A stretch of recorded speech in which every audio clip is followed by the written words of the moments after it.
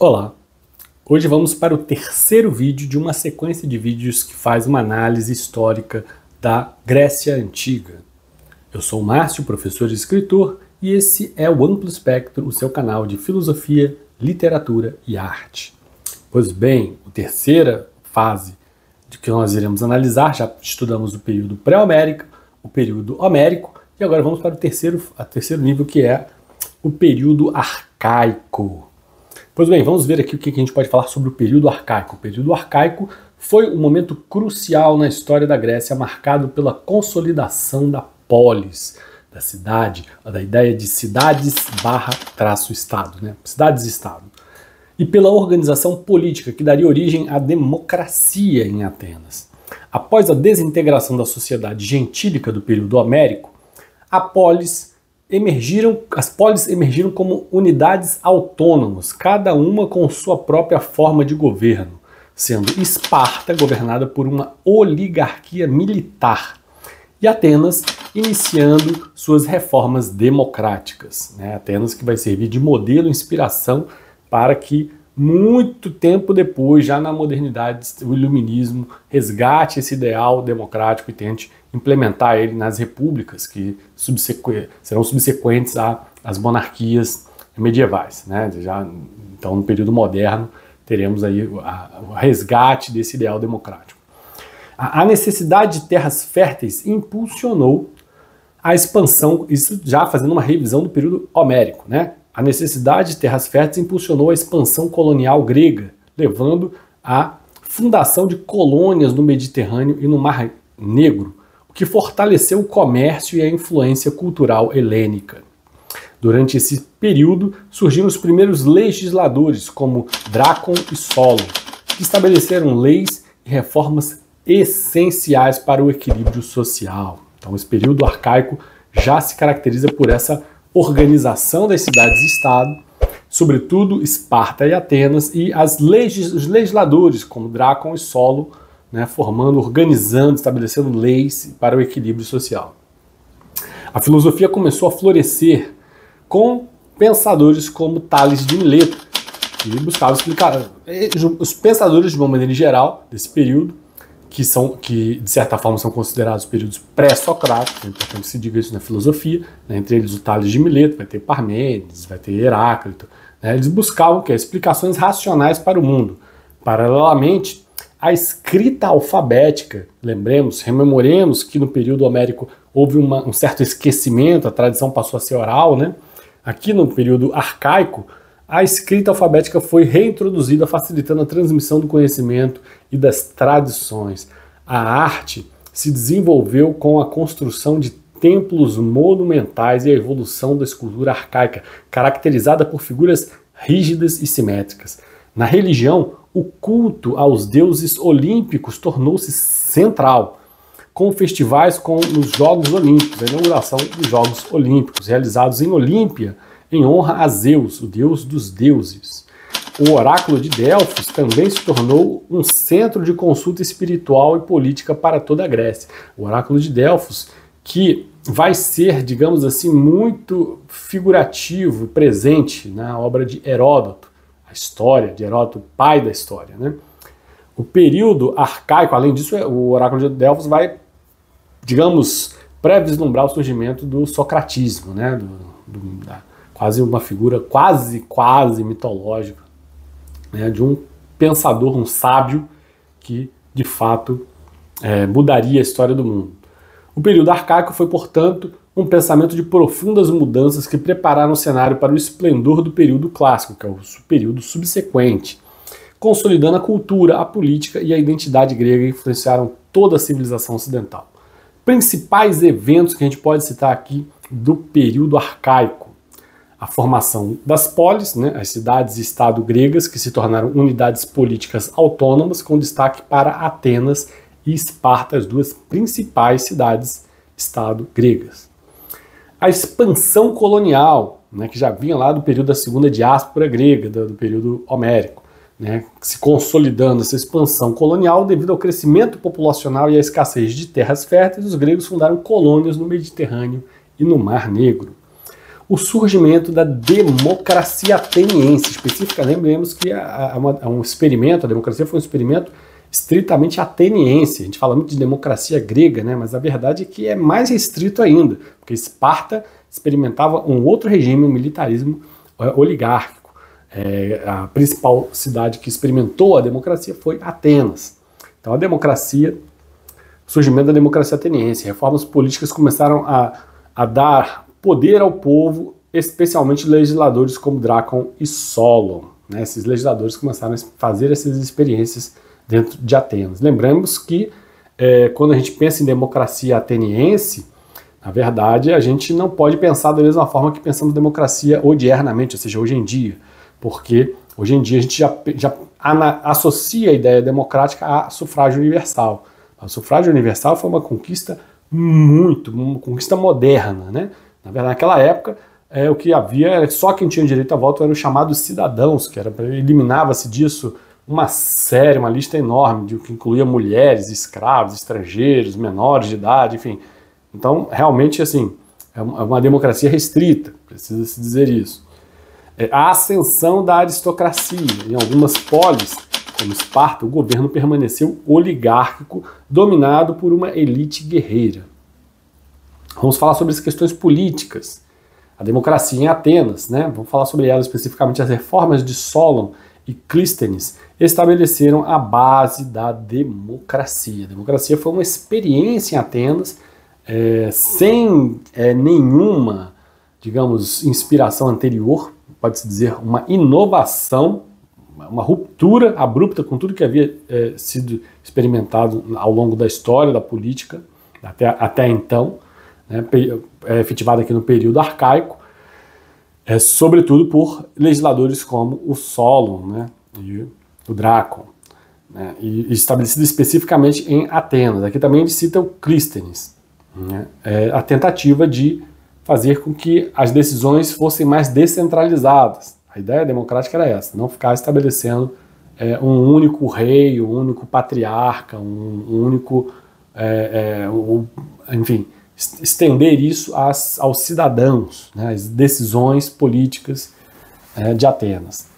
A oligarquia em Esparta, o governo espartano era controlado por uma aristocracia militar. Então Esparta vai se diferenciar de Atenas. Enquanto Atenas será a cidade-estado vocacionada para o uso da razão, o uso cerebral, para as faculdades mais intelectuais, Esparta será um regime beligerante, um regime guerreiro, um regime em que aquele ideal do corpo perfeito, né, as formas, a musculatura, os guerreiros, a coragem serão mais exortados em Esparta, em detrimento das faculdades mais intelectuais. A tirania, em algumas cidades, para além de Esparta e Atenas, líderes chamados tiranos tomaram o poder e governaram sem consulta popular. Ou seja, uma barbárie maior. Lembremos que nessa época, quem não era grego era considerado bárbaro. No caso aqui, ele está falando da tirania dentro da Grécia.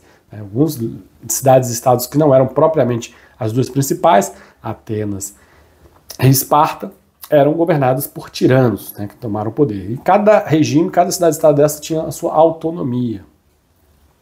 Não havia, lembremos, um poder central, não havia regime federativo, nada disso. Não havia um poder central que falasse pela Grécia inteira. Guerras e conflitos. Conflitos internos. Disputas entre aristocracias e comerciantes pelo controle das polis. Isso até hoje em dia a gente vê isso, né?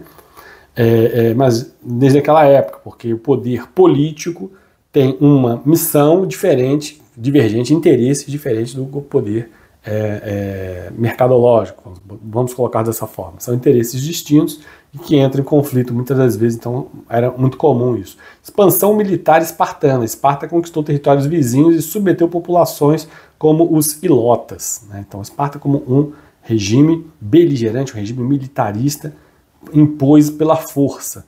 É algo que, digamos, é uma constante na história da humanidade, né? Essa disputa entre a força e o intelecto, né? E por muitas vezes acaba prevalecendo o intelecto por um período de tempo e a força por outro período. A força geralmente se impõe nos períodos considerados da decadência de determinados regimes civilizacionais, né?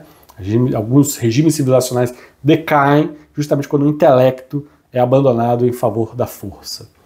Guerras como os persas. Então, no final desse período, período arcaico, a gente começa a ter a guerra da Pérsia, né, contra os persas. No final, começaram os primeiros embates entre gregos e persas, narrados, inclusive, por Heródoto, né, no livro História. Formação cultural, desenvolvimento da filosofia, os chamados pensadores pré-socráticos. São muitos pensadores pré-socráticos, Anaximandro, Tales de Mileto, Heráclito, Parmênides. Geralmente eles começaram pensando não as questões humanas da organização social, mas nem questão moral, nada disso. Eles começaram pensando questão do elemento primordial que consubstanciava todo o universo, a questão cosmológica, então um pensamento amplo, né? Geralmente é assim que começaram os pensadores gregos. E eu, particularmente, primo muito por esse pensamento, valorizo muito esse pensamento. Acredito até que os gregos tenham precursores de altíssima qualidade, como é o caso aí de Lao Tse, que é um filósofo um sábio, né, que eu admiro muito, ícone do taoísmo, que eu sempre cito aqui. Mas na Grécia tivemos também esses pensadores que pensavam de forma ampla, e não as questões pequenas humanas, mas o universo como um todo, de que ele era composto, qual era a substância primordial, enfim. Surgimento da escrita alfabética. Aqui, veja, a gente tem aquela escrita linear, A e B, lá no período pré-homérico. Agora a gente vai ter uma escrita mais alfabética. O alfabeto grego vai surgir propriamente no período arcaico. O alfabeto grego, que lembremos, é um alfabeto diferente do alfabeto arábico que nós usamos hoje em dia. Então, é um alfabeto todo particular. Se você quiser aprender grego, você vai ter que, antes de entender o significado, como qualquer outra língua, você teria que entender, traduzir o sentido das palavras, antes você teria que aprender, se realfabetizar, né? A Grécia, a tradição grega pediria isso para você, né? Para você se realfabetizar, conhecer os alfabetos, que são muito usados na matemática hoje em dia, né? Na nossa matemática a gente usa muito alfabetos gregos, ou na física. Os gregos adotaram um sistema de escrita baseado no alfabeto fenício. Então veja, os próprios gregos pegaram para formar o seu alfabeto, se inspiraram na civilização fenícia. Mitologia estruturada. Os mitos gregos foram organizados e passaram a ser amplamente difundidos, né? Então, os mitos que já haviam sido, digamos, de certa forma, consubstanciados na obra de Homero no período anterior, no período arcaico, aí mesmo é que eles foram consubstanciados, né? Arte e ciência, arquitetura, construção de templos monumentais, o templo de Hera, em Olímpia, né? Na escultura, temos o desenvolvimento do estilo arcaico, com figuras rígidas e simétricas. Na matemática e astronomia, primeiros estudos sobre números e cosmos. Então, avanços nesses campos interessantíssimos, né, bem remotos na história da civilização ocidental, no entanto, já existia esses estudos matemáticos e astronômicos. Mito e religião. O oráculo de Delfos, centro religioso onde sacerdotistas transmitiam mensagens do deus Apolo. O deus Apolo, que é aí o deus da ordem, da luz, o deus do sol, né? O deus que está associado, né? Muito usado depois a posteriori na filosofia do Nietzsche e também acaba sendo usado um pouco por Freud. O oráculo de Delfos, ele vai transmitir as mensagens desse Deus que está ligado, associado à ideia de civilidade, civilização, de ordem, de organização e de tudo que é solar, né? E o oráculo de Delfos vai, inclusive, prever aí o surgimento do sábio que será Sócrates, né? No período posterior, no período clássico. Lembremos aqui outra coisa que eu tinha para falar da matemática e astronomia. Você veja, né? Nós temos muitos matemáticos influentes até hoje do período grego, entre eles, por exemplo, Pitágoras, né? O teorema de Pitágoras é um exemplo aí. Euclides também é outro, né? São muitos matemáticos, né, que influenciaram até hoje a nossa matemática contemporânea e a nossa astronomia. O oráculo de Delfos, centro religioso, ele era consultado para cada decisão política, inclusive também para questões pessoais, né, sobretudo em pessoas mais nobres, enobrecidas. Cultos aos deuses olímpicos, havia um culto daquilo que era considerado mitologia era também religião para o povo grego. Tem até um livro que sugere essa pergunta no título, né, se os gregos realmente acreditavam nos seus deuses. Tem um livro nesse ponto, eu ainda não tive a oportunidade de ler, mas é uma pergunta interessantíssima já no título. Né? Será que os gregos realmente acreditavam nos seus deuses? Deuses como Zeus, Palas Atenas, Apolo, enfim, os semideuses, né, os Dionísio entre eles. Eram, de acordo aqui com a fonte, né, que é a inteligência artificial, eles eram venerados em templos e festivais. Haviam os Jogos Olímpicos, criados em Olímpia como celebração religiosa e esportiva. Esses Jogos Olímpicos, inclusive, que foram um dos elementos que foram marcadores do tempo para muitos gregos. Nós, hoje em dia, na civilização ocidental, marcamos o tempo a partir do nascimento de Jesus, né? São 2025 a partir do nascimento de Jesus. Mas os gregos tinham marcações heterogêneas, né? Muita gente marcava a partir de guerras, dos Jogos Olímpicos, essa marcação em relação ao Homero, né? Enfim, de eventos históricos.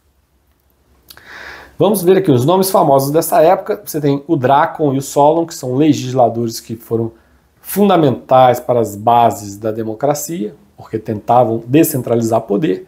E ele cita aqui especificamente Tales de Mileto, né, o filósofo que buscou explicações naturais para o mundo. A gente sabe que não se resume ao Tales de Mileto, tivemos vários pensadores pré-socráticos. Né? O período arcaico foi crucial para a consolidação da cultura grega e para o desenvolvimento das instituições que influenciaram a civilização ocidental. Não vou me alongar muito mais, deu para ter uma boa noção do que foi o período arcaico. E também peço que se informe sobre os cursos que nós disponibilizamos também na Hotmart para quem quiser se aprofundar nos conhecimentos, né? Todos explicados aqui. Vou convidar você para conhecer a R4 Informática, que é a parceira na implementação do Google Workspace para empresas que queiram realmente se solidificar, se profissionalizar, ter segurança de dados, ter acesso a todo o portfólio que a R4 Informática oferece para tornar o seu negócio digital um negócio realmente sério, né? E ir para outro patamar. A R4 vai intermediar sua relação com a Google e vai tornar mais eficiente e célere essa relação. Recomendo que você entre aqui também no site da R4 Informática para conhecer a lista de produtos deles. E por fim, convidar você, os 10 livros para você conhecer a Grécia Antiga. Eu vou indicar 10 livros imperdível, né? 10 livros fundamentais, muitos recomendados pela inteligência artificial, outros recomendados por mim. Eu fiz uma conjugação, né, entre os livros deles, da inteligência, e os livros que eu considero realmente fundamentais para você conhecer a tradição e a cultura da Grécia Antiga. É uma tradição fascinante de profunda influência nos nossos dias ainda hoje, né? Seja na área da ciência, seja na área da teologia, seja na área da psicologia, seja na área da arte, arquitetura. Os desdobramentos são enormes e muito grandes, portanto fundamental conhecer a tradição grega, e eu vou dar aqui essa indicação de 10 livros. Fica o convite para você assistir esse vídeo fundamental. Até lá, um abração para você que me assiste.